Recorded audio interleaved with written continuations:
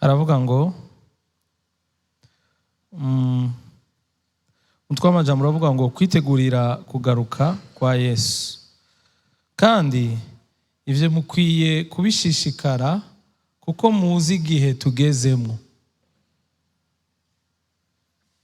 Ahejuru baravuga ivyo dukwiye gushishikara. Reka basaba ariho mpera kugira ngo twumve. Ku murongo w'8 umutwe w'amajambo uravuga ngo dukundane. Ntihagire umwenda mugirira umuntu n'umwe kiretse uwo gukundana, kuko uwukunda abandi abashikije ivyagezwe. Amabwirizwa avuga ngo ntugasambane, ntukice, ntukibe, ntukifuze ivy'abandi, hamwe n'ayandi nk'ayo akoranirijwe muri iri rimwe rivuga ngo ukunde mugenzi wawe nk'uko wikunda. Ukunda nta kibi na kimwe yogirira uwakunda. Ukunda abashikije ivyagezwe byose. Bakaca babandanye rero ku murongo wa 11 ngo kandi ivyo mukwiye kubishishikara kuko muzi igihe tugezemwo. Iki ni igihe cyo kwikangura, kuko agakiza kacu karatwegereye kurusha ca gihe twatangura kwizera. Ijoro riritereye, bugira buce. Kubera ivyo twiyambure ibikorwa vy'umwijima, twambare ibigwanisho vy'umuco. Twigenze neza nk'abagenda ku murango, twirinde kudandahirwa. Andiko nsoma muri Bibiliya y'ikirundi coroshe, kumbure bishobora kuba bitandukanye na hariya, mugabo birasa bisa n'ivyegeranye. Twigenze neza nk'abagenda ku murango, twirinde kudandahirwa no kuborerwa. Twirinde ubusambanyi no kugendera mu biteye isoni. Twirinde gutongana no kugiriranira ishari, ahubwo murondere gusa n'umwami Yesu Kristo, aho kwitaho imibiri yanyu ngo mushitse ivyo yifuza. Amen. Imana ishime cyane. Abikorino ba 2 igice c'10 kuva ku murongo wa 4.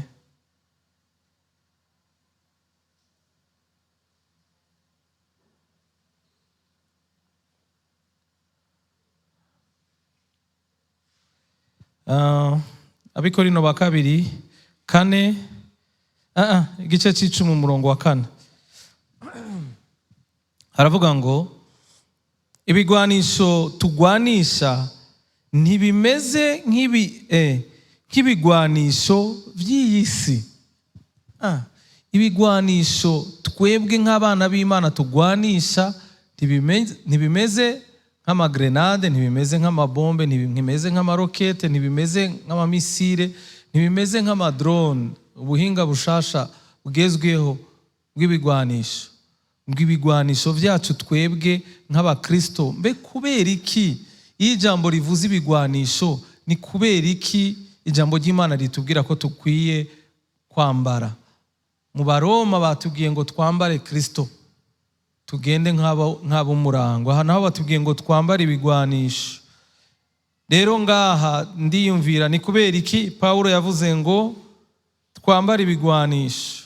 Ahubwo dufise ibigwanisho bifise ubushobozi buva kuma, apana ivyakozwe n'abantu. Muga ibigwanisho dufise twebwe ngo bifise ubushobozi buvuye hehe? Buvuye kuma. Siko ivyo nivyo dufise je na. Umviriza rero, bushobora gusambura ivyigize ibinani. Ibigwanisho dufise bifise ububasha buvuye ku Mana n'ubushobozi buvuye ku Mana, bushobora gusambura ngo ivyigize ibinani no gusambura ivyiyumviro bibi. Umviriza, ivyo vyiyumviro bibi rero biba bifise intumbero iyihe? Umurongo wa 5, dusambura ivyiyumviro bibi vyose vyishize hejuru mu kubuza abantu kumenya Imana, tugafata miri ivyiyumviro vy'abagarariji vyose tukabishikana ku kubaha Kristo. Ni ukuvuga ngo kugira ngo dushike ku rugezo rwo kubaha Kristo, ivyiyumviro vyacu bigomba guhinduka. Tugomba guhindura uko twiyumvira, tugomba guhindura uko tubayeho, tugomba guhindura imibereho yacu ya misi yose, tugomba guhindura les habitudes. No bivuga gute? Ama habitude no yavuga gute mu Kirundi? Ndabuze ngene ndakivuga. Tujya tuntu twa misi yose. Oya, n'ingeso.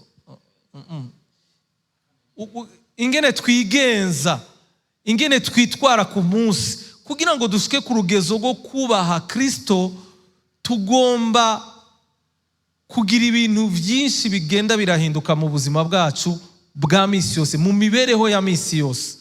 Niko Paulo yavuze ngaho. Rero ngo bihera he? Bihera mu buryo ingene twiyumvira. Imana ishime cyane. Ni ukuvuga ngo tugomba ku updating ivyiyumviro vyacu, tukabishira ku cyumviro cy'Imana kivuga ngo dore burije bugiye guca, ngo agakiza kacu karatwegereye kuruta wa musi twizereyeko. Imana ishime cyane. Tugomba guhindura ivyiyumviro, tukiyumvira nk'abantu biteguriye wa musi, tukiyumvira nk'abantu bazi igihe barimwo kandi bagomba kumenya n'ingene bagomba kucitwaramo.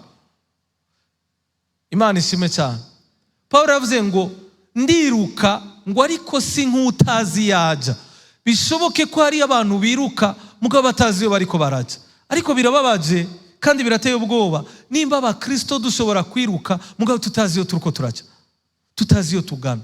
Nimba abakristo tuvuga ijuru mugabo inzira dushikana mu ijuru atayo tuzi. Nimba abakristo tuvuga ivy'ijuru tutazi ko mu marushanwa yose agira ibiyaranga kugira ngo umuntu ashobore kugira gute gutsinda irushanwa. Si nous sommes dans la course, nimba turiko turiruka, nimba turi mu irushanwa ryo gushika iwacu mu ijuru, ni ukuvuga ngo wateguye iryo rushanwa ari yo Mana, ari we Yesu Kristo, arafise uburyo yategekanije ingene abantu bagomba kwitwara muri iryo rushanwa kugira ngo bikunde bazohabwa impera. Imana ishime cyane. So ni ukuvuga ngo rero ajya amabitide canke ijya migenzo ya misi yose iratwereka vy'ukuri yuko turi abantu bari muri rya rushanwa ariko riratuganisha iwacu, turi muri ya nzira no muri rwa rugendo rutuganisha iwacu, canke tutazi iyo tuja, tutazi n'ivyo turimo. Inyifato zacu za misi yose, ingene tubayeho muri buryo buzima bwa misi yose, nukuri ba Kristo tube maso. Ubuzima bw'Imana nibwugaraniye muri iki kibanza, nibwugaraniye muri aya masaha angahe tumara ngaha mu misi 3 mu ndwi. Oya, ubuzima bw'Imana nubwa misi yose, nubwa ubuzima bw'Imana nubwa zijya detaye zose z'ubuzima bwawe, guhera mu gitondo ukivyuka, ikintu ca mbere uherako, ico ukora, ingene umunsi wawe ugenda, uko ugenda uritwara mu vyo uhura navyo ku munsi, birerekana vy'ukuri yuko uri mu rugendo rugani wacu cyangwa utazi uruko uraja. Birababaje ko twokwiruka kandi tukavuga ko tuko turiruka, kandi mu buryo bumwe bikagaragara umenga ko tuko turiruka, mugabo tukiruka tutazi iyo tuja, tutazi aho tugana. Imana ishime cyane. Nico gituma turaza gufata umwanya muto wo gusenga, kubera ko nagomba ndababwire ngo ivyiyumviro vyacu birashobora kuyobora ubuzima bwacu mu buryo bwiza canke mu buryo bubi. Donc nukuvuga ngo imyiyumvire yacu ibaye mibi n'ubuzima bwacu buba bubi. Nuvuga ngo rero aho bigomba guhera guhindukirira, bigomba guhera guhindukirira mu vyiyumviro, ingene twiyumvira Imana, n'ingene tuyizi, n'ingene tubana nayo misi yose. Nukuvuga ngo uburyo tubana nayo bigaragaza imigenderanire dufitaniye nayo. Uburyo ubuzima bwacu tubuyobora canke nimba ariyo ibuyobora, vyerekana nanone ingene imigenderanire yacu dufitaniye n'Imana uko imeze n'urugezo iriko. Niba ico kintu nagomba nababwire, nimba bihora bishika bikakunanira gusuzuma, nagomba nababwire ngo biroroshe gusuzuma iyo uhereye ku kuntu ubayeho, iyo uhereye ku kuntu witwara, iyo uhereye ku kuntu ingene umunsi wawe utangura n'ingene umunsi wawe urangira. Imana ishimwe cyane. Turabesha Imana rimwe na rimwe. Hari n'igihe dukora amasengesho yo gucisha ko gusa, Mana tuyobore uyu munsi kubera ari umugenzo, ubane natwe, ugendane natwe. Mugabo iryo sengesho rigaherera aho nyene urisengeye, umunsi wose ukarangira ivyo ukora byose ubikora uko uvyumva nuko uvyiyumvira, canke ukabikora wisunze uko abandi babikora. Ku kazi ukavuga uko abandi bavuga, ku ishuri ukavuga uko abandi bavuga, ivyo bakora nawe akaba ari ivyo ukora. Nukuri turabesha Imana. Hanyuma ku mugoroba tukavuga ngo Mana turagushima uyu munsi wagenze neza. No, kameme. None umunsi wagenze neza kubera turi bazima gusa. Ushobora kuba uri muzima mu mubiri mugabo indani harapfuye. Ushobora kuba ugenda hanze tubona umeze neza mugabo indani iwawe warapfuye. Ni igiki cyerekana ko umuntu ari muzima indani? Si amagara yo hanze gusa. Oya, n'abadasenga Imana barafise amagara meza, ariko amagara y'indani nico kintu cyambere dukwiye kwitwararika nk'abakristo, tukamenya ngo est-ce que je suis en bonne santé spirituelle? Vy'ukuni umutima wanje urahamana n'Imana yuko Imana ariyo murongozi w'ubuzima bwanje?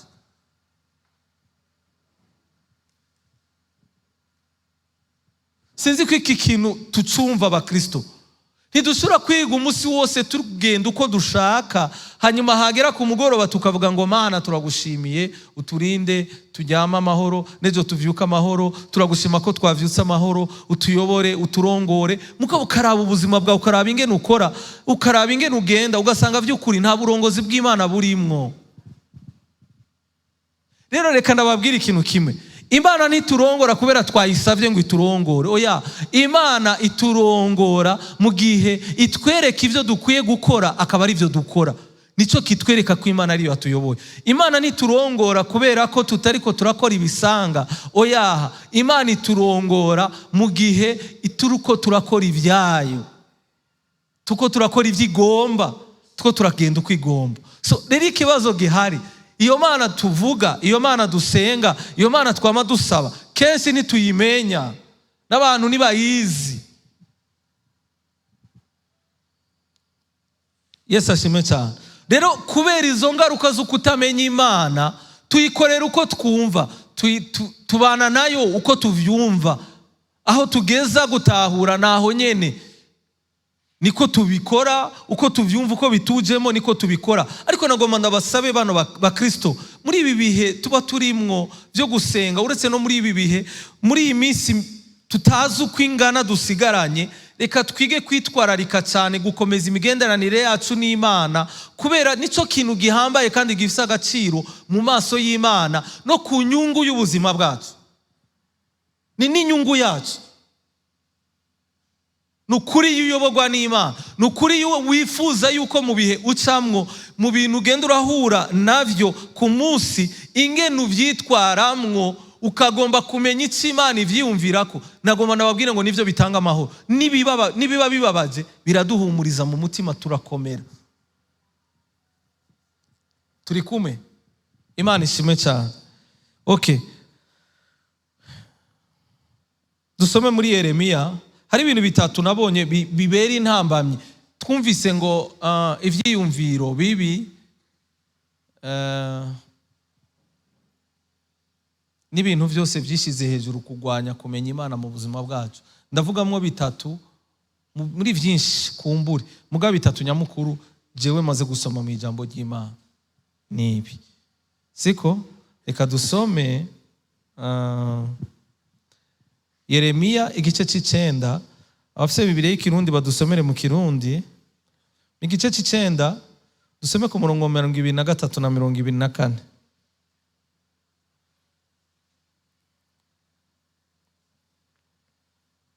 Jérémie 9, 24 à 25. Hamwe ni 23 gushika kuri 24 canke ahandi ni 24 gushika kuri 25. Biravana na Bibiliya usomye.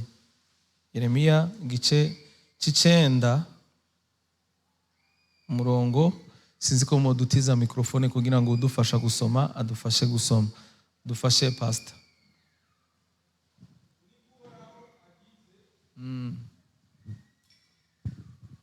Uku niko Uhoraho agize, ati umunyabwenge yoye kwirata ubwenge bwiwe. Number 1, umunyabwenge yoye kwirata iki? Ubwenge bwiwe. Kubera iki? Ubwenge bw'umwana w'umuntu burafise limit, burafise aho bugaruke. Kandi aho ubwenge bw'umwana w'umuntu burangirira niho ubwenge bw'Imana butangurira.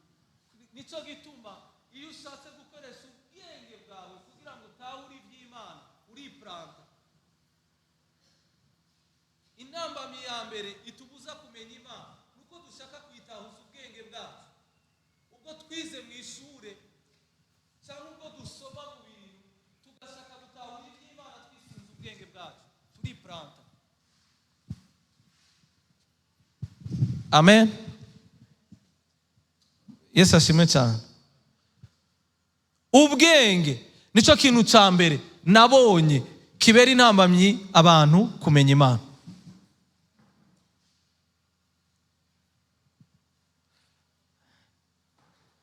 Bandanya pastor. Yirate inkomezi ziwe. Ikigira kabiri n'umuntu yibwira yuko afise inkomezi. Amen. Canke inkomezi, umunyabwenge. Ikigira kabiri ni inkomezi. Icya gatatu, canke umutunzi ngo yirate ubutunzi. Canke umutunzi ngo yirate ubutunzi bwiwe. Tubanze tuvuge kuri ivyo bintu bitatu. Siko muranyemereye? Imana ishimwe cyane. Ubwenge ugiye kuraba ingene Paulo yagiye arabivuga mu vyete yanditse cyane cyane icete c'abikorino, kubera abikorino bari bazi ko abanyabwenge. Niho hari huzuye abafilozofe bakomeye abibaza yuko baba baraminuje, bari bazi barize vyinshi. Hanyuma ivy'Imana bagashaka kubitahuza ubwenge bwabo n'ubwenge bize na filozofi zabo bikabagora, bikabananira, bikaca bituma bavyita ko ari ubupfu. Dusomere mu bikorino ba mbere igice ca mbere umurongo wa 18.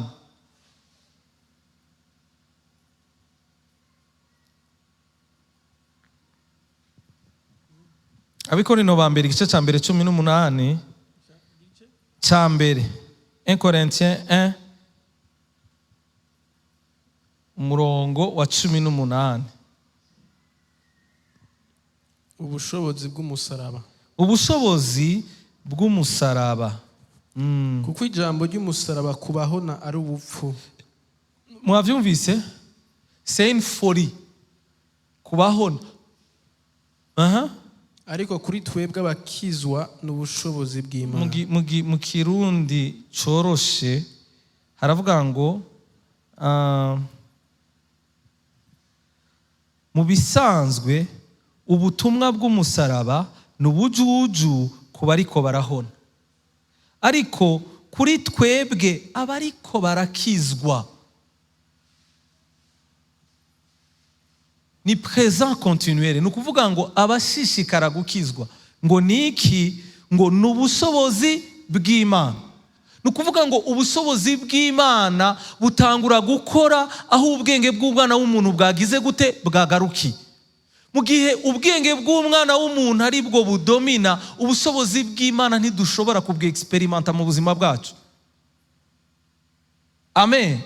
Kuko ubushobozi bw'Imana ntabwo biga mu ishuri. Nibaze bababeshe n'abize teoloji. Ubushobozi bw'Imana ntibabwiga muri teoloji. Ubushobozi bw'Imana babwiga mu ishure rya Mwemu Yera. Mwemu Yera niwe yigisha abantu, agahishurira abantu ico bita ubushobozi bw'Imana. Ubushobozi bw'Imana naho n'ahandi bubonekera mu butumwa bwiza bwa Yesu Kristo. Ubutumwa bwiza bwa Yesu Kristo nabwo ntitubwiga mu ishure. Ubutumwa bwiza bwa Yesu Kristo turabwumva, tukabuhishurirwa n'umwami ubwiwe, hanyuma tukabutahuza umutima, ntitubutahuza umutwe. ivy'Imana iyo dushatse kubitahuza umutwe biratugora kumenya. Nico gituma Paulo yavuze ngo, Imana ishime cyane, ngo Kristo abe mu mitima yanyu kubwo kwizera. Kristo ntabe mu mitwe yacu, mugabo Kristo abe hehe? Mu mitima yacu. Ibwina mu mitima niho ivyiyumviro biganzigwa. Ivyiyumviro biri hejuru, mugabo ibwina aho ivyiyumviro biva ni mu mitima, ni mu mishaha yacu. Iyo mwemu yera rero atabaye aho ngo ahishurire umuntu ivy'Imana, biragoye cyane yuko ibiri mu mutwe bishobora kugira ububasha ku buzima bwawe mu gihe bitarashika mu mutima. Turiko turabitaho. Nico gituma ijambo ry'Imana tubwira ngo twizereshe imitima yacu, ngo nitwizera mu mitima yacu yuko Imana yamuzuye mu bapfuye, tuzogira gute? Tuzokizwa.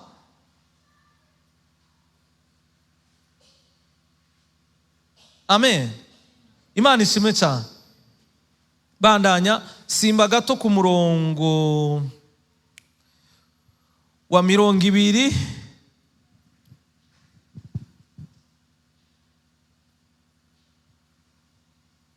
Bandanya basi, bandanya umanuke hera ku murongo wa 20. Aho nyene. Umunyabwenge ari hehe? Umwanditsi ari hehe? Umunyabwenge ari he? Umwigisha w'ivyagezwe ari he? Umunyabihari wo muri iki gihe ari hehe? Ari hehe? Mbega Imana ntiyafashe ubwenge bw'isi ikabuhindura ubujuju? Imana yarafashe ubwenge bw'isi irabumistifia, irabwaneyantisa kubw'umusaraba wa Yesu Kristo. Nico gituma umusaraba ni gitsitaza ku banyabwenge bo mw'isi. Umusaraba n'ubupfu ku bariko barahona, ariko kuri twebwe two turakiza ngo n'ubushobozi bw'Imana. Ntushobora rero kubona ubwo bushobozi bw'Imana mu gihe wisunze ubwenge bw'isi kugira ngo umenye ivy'Imana. Niyo ntambamye ya mbere ituma abantu batamenya Imana. Imana ntibayigira mu ishure, never. Haleluya. Imana ntibayigira muri teoloji, never. Teoloji ni siyanse nk'izindi zose, ivuga l'histoire de la Bible, ingene Bibiliya yanditswe n'ingene ibitabo vyanditswe n'abavyanditse n'ivyakoreka kido gihe. Ivyo naco twebwe vyo dufasha. Twebwe dukeneye kumenya ikintu kimwe, dukeneye kumenya Yesu Kristo n'icamuzanye ngaha ku isi, n'icatumye apfa akabambwa ku musaraba, hanyuma amaze kuzuka ku munsi ugira gatatu. Ububasha nivyo twaronse mu kuzuka kwiwe, nivyo dukeneye kumenya twebwe, kuko nivyo biri mu bubasha dukeneye mu buzima bwacu. Turi kumwe? Bandanya pastor. Simbira kuri 22. Kuko abayuda basaba, abayuda bashaka kubona ibimenyetso. Abagiriki nabo bakarondera kubitahurisha ubwenge bwabo. Mwavyumvise? Abayuda basaba ibimenyetso, ngo abagiriki nabo bashaka ko ivyo bimenyetso babitahurisha ubwenge bwavyo. Kujya bavuga ngo inyenyeri zabayeho gutya, kujya bavuga ngo isi yabayeho uko, kujya bavuze ngo kera ngo isi yari imeze gutya, ngo hanyuma ngo haraza ikintu kiraturika kica kizana ibi vyose biri kwisi. Imana ishimwe cyane. Bwana sifiwe. Ivy'Imana bihishurirwa abantu bato, bihishurirwa abana bato mu gihe uri hejuru cyane. Imana ishimwe cyane. Ntushobora kumenya ivy'Imana, ntushobora kumenya ibanga ry'Imana. Amen. Simbira ku murongo wa 20. Nitwogisoma iki gice cyose 26. Avuga ngo muzirikane ihamagagwa ryanyu. Ego. Bene data. Ego. Yuko ubwenge bw'abantu bahamagawe atari benshi. Abahamagawe si benshi. Abakomeye bahamagawe atari benshi. Abakomeye bahamagawe si benshi. Abapfasoni bahamagawe atari benshi. Ibaze. Ariko Imana yatoranije ibipfu byo mw'isi. Imana yatoranije ibipfu byo mw'isi. kugira ngo igire gute rero? ngo imaramaze abanyabwenge. Kugira ngo imaramaze abanyabwenge. Amen. Imana ishimwe cyane. Utabanje kubiga ipfu ntushobora kumenya ivy'Imana. Utabanje kubiga ipfu ku bw'isi n'ivy'isi n'ubwenge bw'isi na logike y'isi n'ingene abantu bagomba kubaho mu isi, ntushobora gutahura ivy'Imana, kuko ijambo ry'Imana ritubwira ibinyuranye n'ivy'isi twigisha. Amen. Imana ishimwe cyane. Haleluya. Nenda babazi kwiga ijambo ry'Imana ufise mwemu yera no kwiga ibiharuro na shimi, ikigoye ni iki?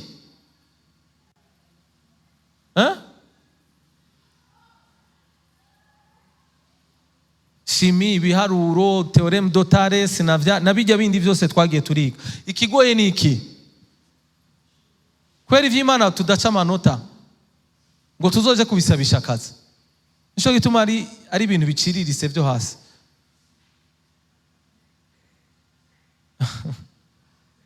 Haleluya. Abantu bakora uno munsi ivyo mwize mu ishure byose nivyo muri ko murakoreramo mu kazi. Hakuna.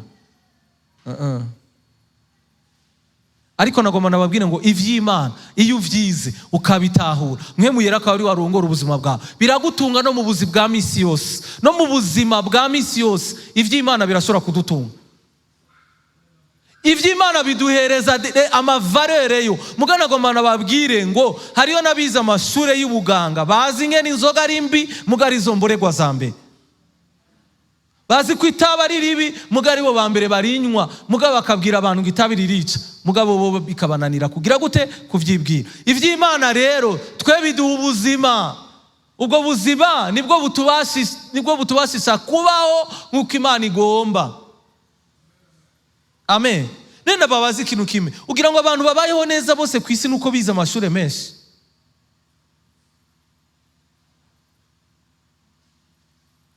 Icya kabiri, ariko ugenda usomye umurongo wa 28 aho nyene. Kandi nivyoroshe byo mu isi n'ibikengerwa mbere n'ibitariho, Imana yarabitoranije ngo ititure ibiriho. Imana ishimwe cyane. Ubu nibwo bwenge bw'Imana bwayobeye abascientifique. Ubu nibwo bwenge bw'Imana bwayobeye abita kora abanyabwenge bize. Imana ishimwe cyane. Imana ntigendera mu bikomeye, no, Imana igendera mu vyiyoroheje biri hasi, kandi biri disponible ku muntu wese yashize umutima wiwe kugutahura. Nta muntu yashize umutima wiwe kutahura ivy'Imana bimubera compliqué, no. Ivy'Imana biba compliqué kubera uba wabikomplitse n'ivyumviro vyawe. Mugabo ivy'Imana hamwe na mwemu yera biroroshe. Ivy'Imana ntibigoye, biroroshe mu gihe wahisemo kwiyorosha imbere y'Imana. C'est ça la vie de Dieu. Kubera Imana yaraduhaye kapasite yo gutahura. Yaravuze ngo sinzobasiga muri imfuvyi, muga nzobasigira umwitsa, kandi uyo azogira gute? Ngo azobatahuza amajambo yose nababwiye. None mwumva vyo tugora gute? Kandi Imana yaraduhaye udufasha kudutahuza.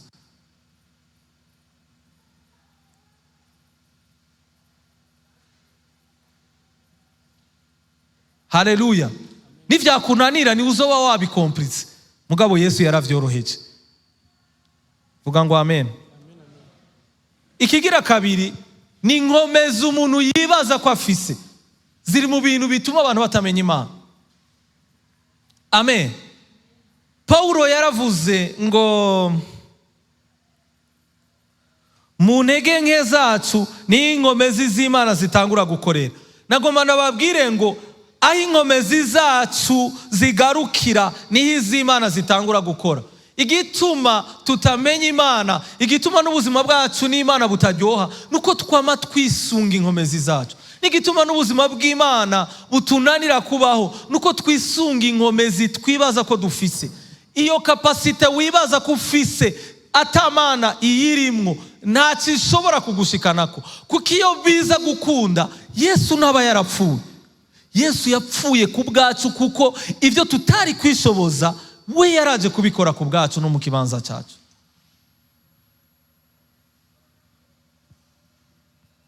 Umuntu buntu gusa atagira Imana n'umunyantege nke ku Mana. Mugabo umuntu afise Imana, yakiriye Imana muri we, niwe yitwa umunyenkomezi. Hanyuma akacagera ku rugezo rwo kuvuga nka kujya Pawulo avuze ngo dushobozwa vyose n'ugira gute, n'uduha inkomezi. Ntidushobozwa vyose n'inkomezi dufise, mugabo vyose ijambo ry'Imana rivuze vyose nta na kimwe riba ricaguye. Ivyo ubuzima bwa misi yose n'ivy'imwemu, n'ivy'ubuzima bwa misi yose kugira ngo tubikore neza bigirira akamaro abantu, tubishobozwa n'Imana. Umutaha abantu bafise uno musi biratana n'amagara meza. Iyo umuntu akomeye, Imana ishimwe cyane, nagomba ndababwire ngo ubwo n'ubuntu bw'Imana, n'umutaha Imana iba yaguhaye kugira ngo ukoreshe neza. Yesu ashimwe cyane. Dushobozwa vyose n'uduha inkomezi. Ibi Pawulo yabivuze ngo nize mu gihe cyo gusonza no mu gihe cyo guhimba nguma ndi wa wundi. Nize mu gihe cyo gutera imbere no gushigwa hejuru no mu gihe cyo gushigwa hasi, ngo nize kuguma ndi wa wundi. Ubuzima rero buri equilibre, burimo equilibre, ntidushobora kuburonka mu gihe tudahawe inkomezi n'Imana. Amen. Umuntu yahimbye aribagira, umuntu yashonje aribagira. Ndabesha?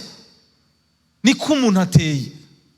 Nico gituma Imana yabwiye abanyisirayeli, nimwagera muri kijya gihugu mukajya mugahimba, kubera atamwemu mufise, atakibibutsa mufise, ntimuze munyibagire. Ndabibabwiye. Ukacubona no mu isezerano rishasha biragagutse, Pawulo aravuze ngo mwame mwibuka Yesu Kristo yakomose mu ruvyaro rwa Dawidi, ngo nk'uko ubutumwa bwiza nahawe buvuga. Mu mwana w'umuntu, muri kamere y'umwana w'umuntu harimo kwibagira.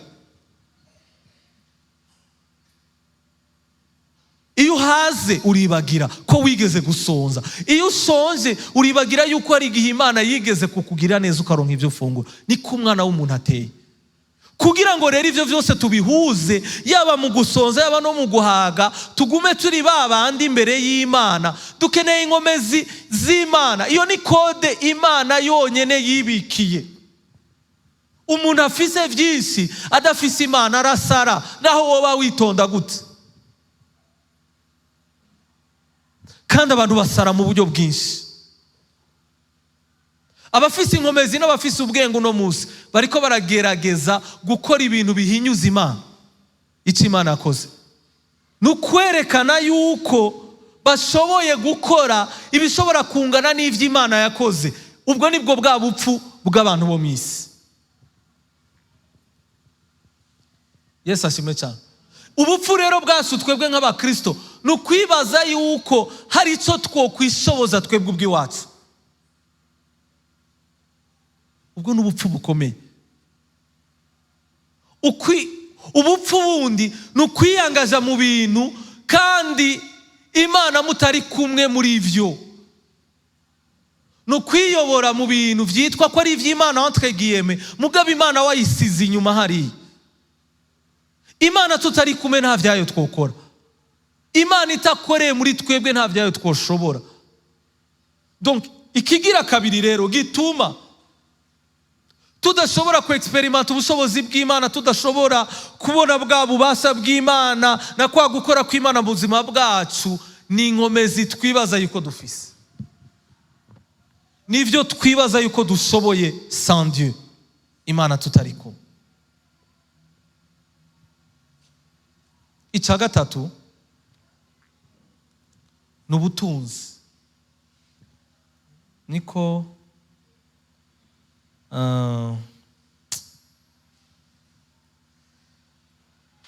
Nika dusoma ahantu habibi. Niko umwanditsi yavuze hajya, kandi yavuze ngo niko Uhoraho agize. haravuga ngo mu Bikorino ba mbere igice cya mbere igice cy'indwi umurongo wa 31 ahantu sinza kwasoma mugabo numvise binyoheye amajambo yanyoheye avuga ibintu byinshi cyane muzohasoma. Abajene baravuga ibyo kurongora, kuba ari mariye baravuga ingene abantu bubatse uko bagomba kugenda. Mugabo nagomba mumbabarire, nagomba mvuge gusa uyu murongo wa 30. Aravuga gute pastor?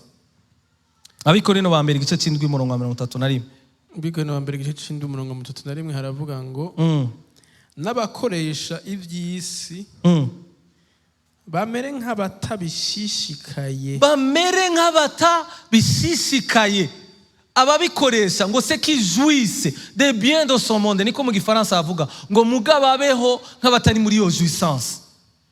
Abantu bumva yuko baryoherewe n'isi yabakundiye n'ivy'isi byabakundiye, ngo mugababeho nk'abatagize gute, nk'abatabiryoherewe.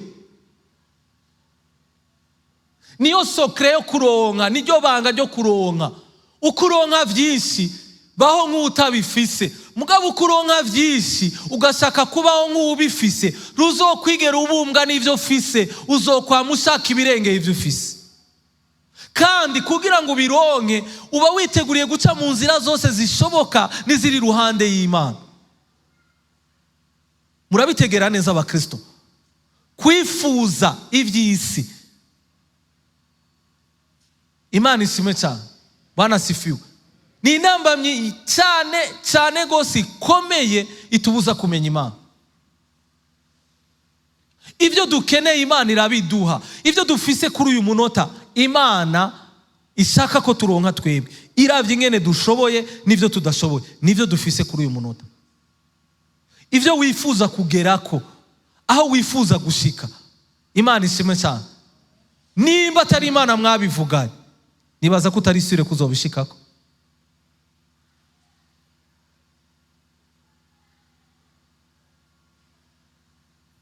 Yesu ashimwe cyane. So rero dusomere rero, subira hajya muri Yeremiya usoma umurongo wa 24. 24 avuga ngo Yeremiya igice cy'icenda umurongo wa 24 aravuga ngo ariko uwirata niyirate ibi. Ariko turagenda buhoro. Umuntu yirate ibi bikurikira. Ijambo ry'Imana ryatubujije kwirata iki? Ubwenge bwacu. Twabonye n'ingaruka ubwenge bwinshi zigira mu kumenya Imana. Ikigira kabiri batubujije kwirata inkomezi, icya gatatu batubuza kwirata ubutunzi. Kubera iki ibi bintu Imana yatubujije kuvyirata? Kuko atari byo bikwiye kuba ivyirato by'abana b'Imana. Ariko nukuri bakristo tugira umuco mwiza ugushingira intahe Yesu kuco yakoze mu buzima bwacu, kuruta kuza kuvuga imbere ivy'Imana yadukoreye mu buryo bufatika. Erega ivy'Imana yadukoreye mu buryo bufatika hariyo ababifise batanayisenga. None nigiki tubarusha?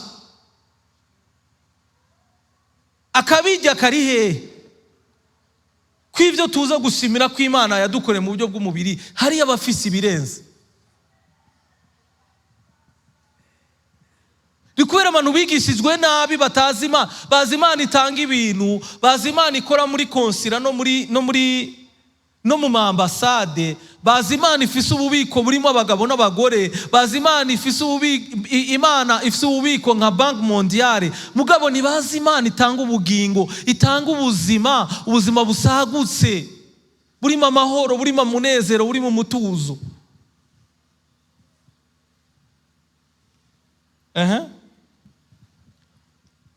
Ko yamenye akantahura yuko nduhoraho nkunda kugira imbabazi no guca iziroranye n'izigororotse mu isi. Urabona ikibazo abantu bafise. Baravuga Imana mugabo ntibayitahuye yuko ari inyembabazi kandi ikiziroranye. Reka mvuge ibi bintu bibiri gusa. Mvuge imbabazi, mvuge n'imanza zigororotse. Yesu ashimwe cyane. Amen. Bwana sifiwe. Nta gihe ukora ibintu ukumva nawe ubwiwawe uriyanse. nta gihe uba mu mafuti ukumva nawe ubwiwawe uriyanse. Imana ishimwe cyane. Uzumenye yuko Imana imbabazi zayo zamaho ibihe byose, kandi Kristo yapfuye ku bw'ivyo nyene biriko birakubabaza ku mutima. Ikigira kabiri, ni wabona umuntu agukoreye nabi, ihutire kugira imbabazi. Utahuye Imana ngaha, kugira imbabazi ntibikuremera nk'ibuye. Oyaha, utahura ingene yababariwe biramworohera guharira. Pourquoi? Urazi gituma vous êtes rancunier, urazi gituma mufise inzikira muri mwebwe z'ababagiriye nawe, ni kubera mutarahishurirwa imbabazi ziri mu Mana. Kandi umuntu atarahishurirwa imbabazi z'Imana, kandi Imana ari yonyine imbabazi. Erega imbabazi z'Imana nizo zidutsindanishiriza mu maso yayo. Abazobona Imana, Imana ishimwe cyane, n'abahishuriwe imbabazi zayo. Abahishuriwe imbabazi zayo biraborohera kugira imbabazi. Imana ishimwe cyane. Ikigira kabiri, Imana nizi guca imanza ziroranye. Kwera iki mwibaza yuko abantu bo batunganiriza? Nta muntu ashobora kugira gutunganya neza naho yo bafise amavarera ameze gute atabihawe n'Imana. Amen. None kijambo ry'Imana rivuga ngo guhora nuko Imana, wowe uracababajwe n'abakurenganije kubera iki?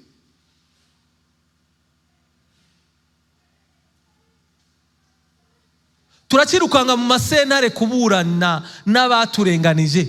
Pourquoi?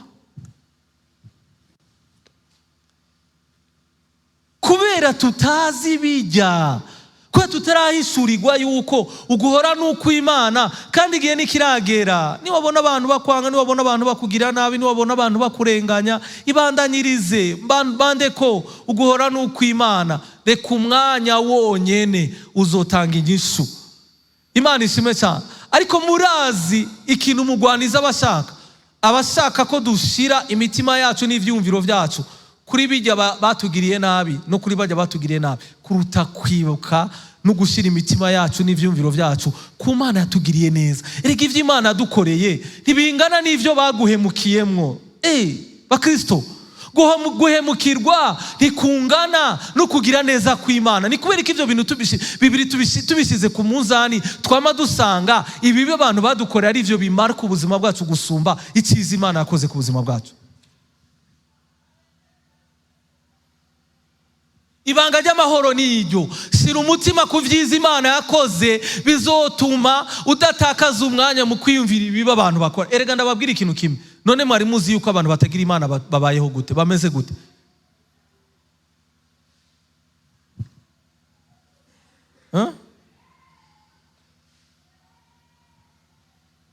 Turagomba gusenga imitima y'abantu bari ngaha yononekaye kubera ibibi abantu babakoreye. Nukudahishurirwa ineza y'Imana no kugira neza kw'Imana.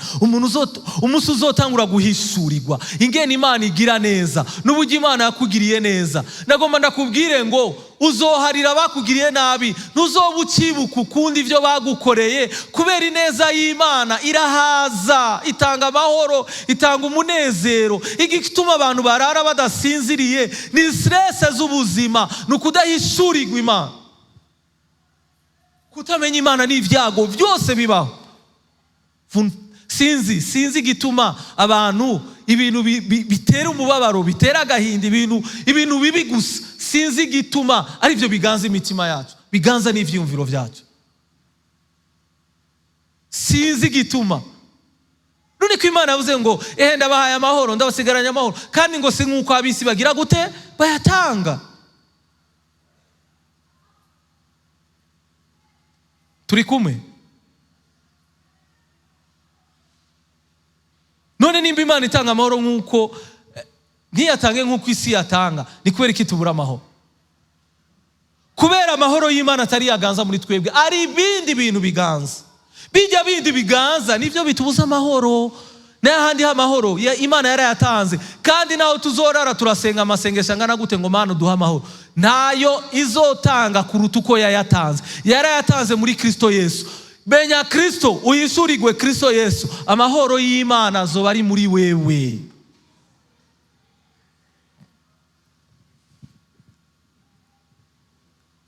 Amen. Imana ishimwe cyane. oya reka ndabasabe kino kintu. Ne faut pas ko ivy'Imana bimera nka dopage. Murazi dopage, abantu banywa utuntu tubatera iswingi kugira ngo bibagire ivyo barimo mu mwanya mutonya gusa, mugabo n'ivyabava ko baca basubira kuba kwa kundi. Urazi ko ariko abantu bameze mu masengero barava ngaba kumva Imana igira neza, Imana izobatabara, Imana izobazamura, Imana izokugira neza, ukava ngaho niyo morale ukamenga ni dopage baguhaye umwanya mutonya, mugabo washika hanze bijye bibazo naho ubihungira. Bantu ibibazo byo misi naho tuzobihungira, turi kumwe navyo mbiri. Mwavyumvise? Apa na apa hamutachana. Amen. Abantu babi, abantu bagoye, muri kumwe nabo, mubana nabo, ntaho uzobashira. None ni igiki twokora kugira ngo ivyo bintu bibi bituvuruga tubane navyo mugabo bitakituvuruga? Birashoboka? Birashoboka. Mu gihe umutima wawe uwusize ku cy'Imana ikora no ku cy'Imana iri ku buzima bwawe, biragukingira yuko ibindi bintu biza mu mutima ngo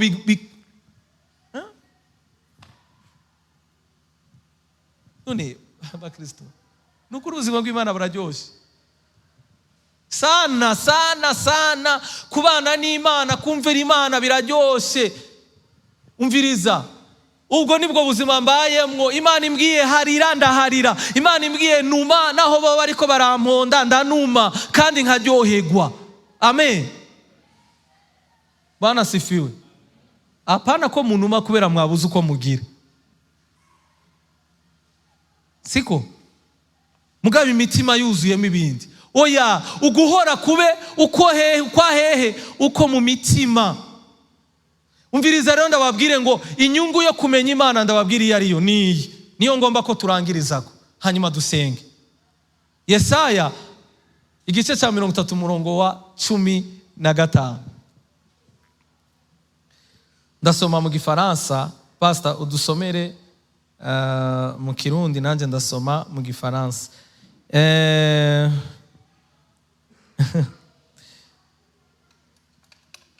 Yesaya 30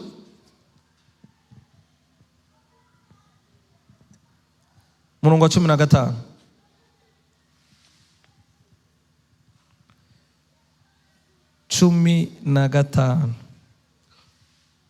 Aravuga gute? Umwami uhoraho uwera w'Abisirayeli. Umviriza, iyi niyo profesi Imana ibahaye muri uyu mugoroba. Vuga ngo amen. Amen. Si biharage n'umuceri, please musiniangushe. Iyi niyo profesi Imana iduhaye muri uyu mugoroba.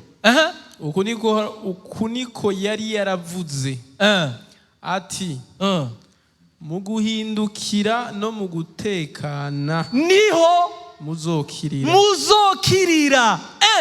Mu guhindukirira hende? Guhindukirira Kristo. Imana ishimwe cyane. Hanyuma umaze guhindukirira Kristo ugira gute? Uratekana mu mutima, ukarorera ugutabarwa kw'Imana. Kirundi ariko kirorosha ibintu kuntu. Mu Gifaransa aravuga ngo car ainsi parle le Seigneur, l'Éternel, le Saint d'Israël. C'est si vous revenez à moi. Si vous restez tranquille, que vous serez sauvés. Nimwaba tranquille. Ariko bantu mwe, tranquillité nta kiguzi ifise. Oya, tranquillité nta mahera woronka uko yongana kose yoguha tranquillité yo mu mutima. Never. Nta kintu na kimwe kiriho cyo mu buryo bw'umubiri gifatika kigaragara cyo woronka cyo guha tranquillité yo mu mutima. Jamais. Never. Ndabibasubiriyemwo. N'ubutegetsi ni stress, n'amahera ni stress, n'umugabo ni stress, n'umugore ni stress, ni diplome ni stress. Ibintu byose bibaho byo mu buryo bufatika bitari mw'Imana n'umuruho gusa. Tranquillité nta handi iva mu Mana, iva mu migenderanire ufitaniye n'Imana, iva ingene ugenda urahishurirwa Imana iciri ku buzima bwawe. Guhindukira, Imana irabasavye ngo muyihindukirire. Ibindi n'abandi bantu bose mubikure kwa maso, bushira amaso ku Mana. Amen. Bwana sifiwe. Reka dusome muri iyi version nawe. Soma agace gakurikira.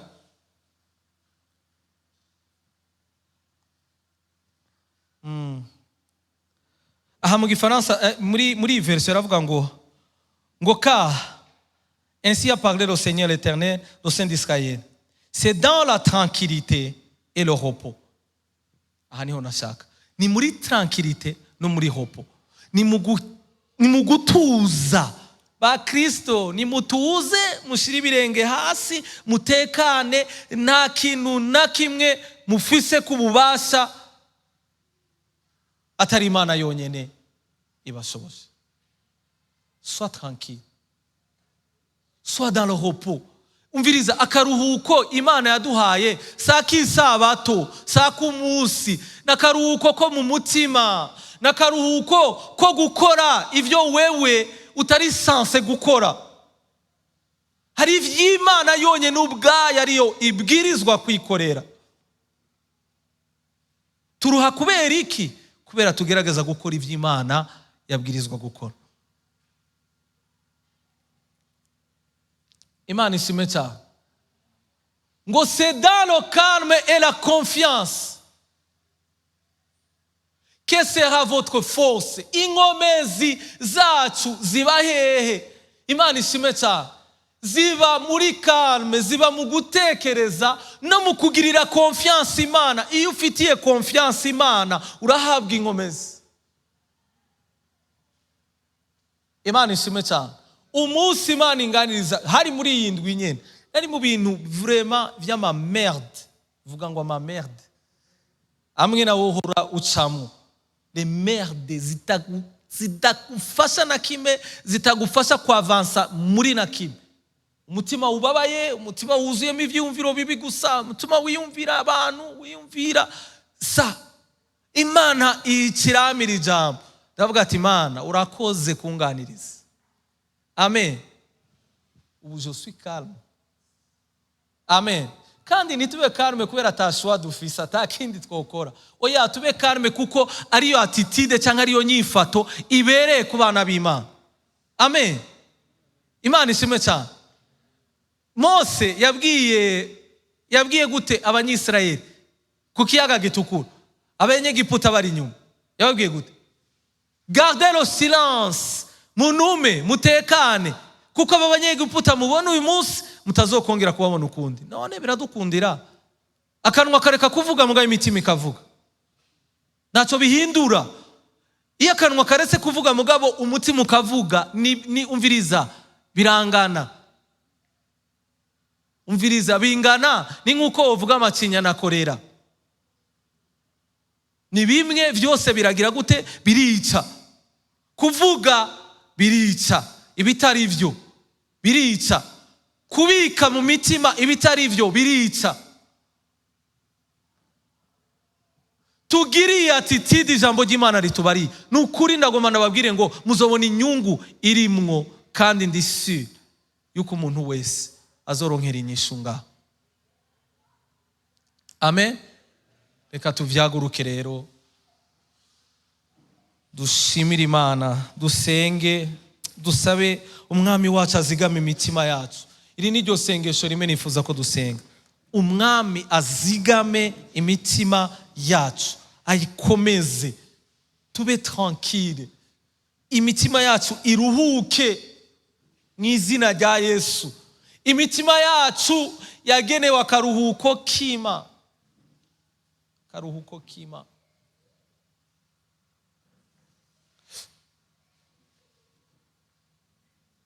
Reka dusenge mu izina rya Yesu. Umwe wese yisengere mu izina rya Yesu.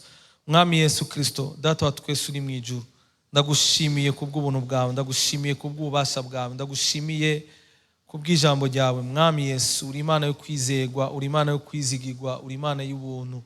Reka uzitire imitima yacu, ivyiyumvirwa vyose mu mitima yacu bitaguhesha icubahiro, bitadutera kwa avansa mu kukumenya, biriko biratubera blocage, biriko biratubera intambamyi ku experimenta bwa buzima bwawe na bwa bubasha bwawe, mu izina rya Yesu Kristo wa Nazareti. Ivyo byose turabiranduye au nom puissant de Jésus. Reka Mwami Yesu Kristo utere mu mitima yacu la tranquillité, ureka Mwami Yesu uteragire muri twebwe Mwami Yesu gutuza, uteragire muri twebwe kuruhuka, uteragire muri twebwe le calme Seigneur Jésus et la confiance. Dusubire kukwizigira, twizigire wewe Mwami Yesu, abari we twizigira, abari wowe ubivyizigiro vyacu, abari ubivyizigiro vyacu ku murango no mwijoro. Twizigire wewe, twe kwizigira inkomezi zacu, twe kwizigira amafaranga, twe kwizigira Mwami Yesu Kristo imikogote n'ububasha, twe kwizigira abantu, kuko ivyo vyose Mwami Yesu watubuje ko tuvyizigira.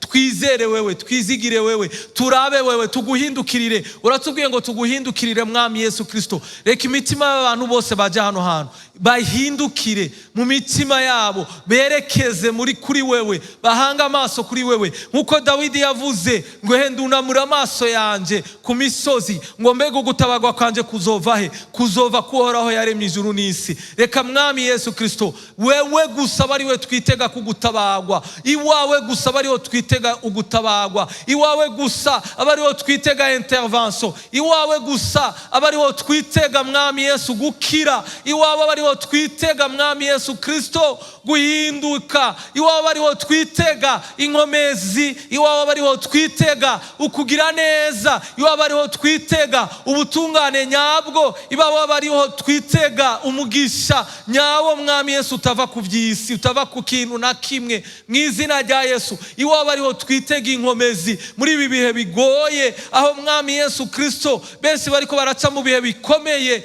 Mwami Yesu, biciye mu nzira nyinshi, biciye mu bigeragezo buryo bwinshi. Dukomezwe nawe, usubire Mwami Yesu Kristo utwambike inkomezi zivuye mu kukugirira confiance, dusubizwemo inkomezi zivuye mu gutumbira wewe gusa, turabe wewe gusa, twitege wewe gusa, ugukora tukwitege kuri wewe Mwami Yesu. Ibyiza byose tuvyitege kuri wewe, kuko atahandi dushobora kubironka, atanahandi dushobora kubikura. Mu izina rya Yesu amaso ku bantu, imitima ku bantu, mu izina rya Yesu biveho Mwami mwiza, Mana nzima, kwizigira inkomezi zacu, kwizigira ubwenge bwacu, mu izina rya Yesu Kristo ivyo bisambuke mu mitima yacu au nom puissant de Jésus. Reka agahengwe kaboneke mu mitima y'abera bawe Mwami Yesu muri uno mugoroba kubwira ijambo twumvise. Reka agahengwe kaboneke, reka Mwami Yesu akayaga gahite mu vyiyumviro vyacu mu izina rya Yesu. Reka Mwemu Yera akore operation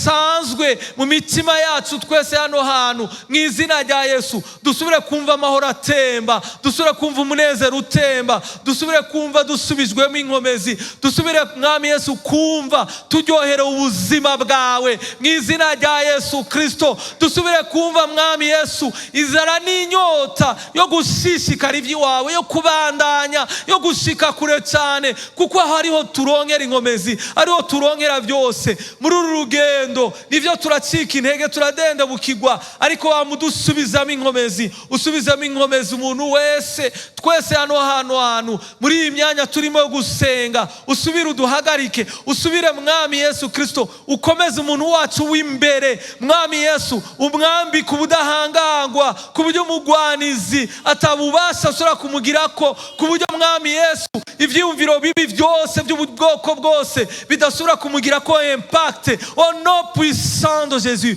au nom puissant de Jésus, mu izina rya Yesu Kristo wa Nazareti. Ukubaho kwawe gutembe mu mitima yacu, gutembe mu mitima yacu, kuganza ukubaho kwacu mu izina rya Yesu. Ubushobozi bwa Mwemu Yera Mwami Yesu bufate miri ivyiyumvirwa mu mitima yacu.